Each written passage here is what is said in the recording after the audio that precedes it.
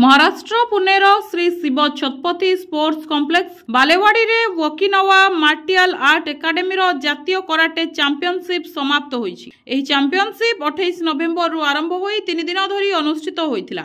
विभिन्न बेल्ट और बयस वर्ग रे समग्र भारतरु 1500 रु अधिक अंशग्रहणकारी एथिरे अंशग्रहण करथिले।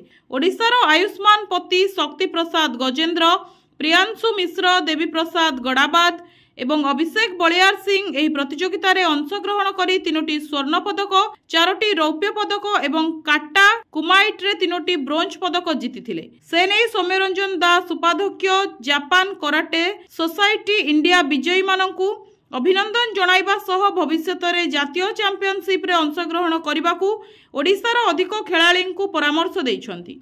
जेकेएस रो भारतर सभापति तथा ओएमएए रो प्रतिष्ठाता ग्रांड मास्टर एस श्रीनिवास विजेता माननकु पदक प्रदान करथिले। भुवनेश्वर विश्वरंजन मिश्रଙ୍କ रिपोर्ट एनटीवी।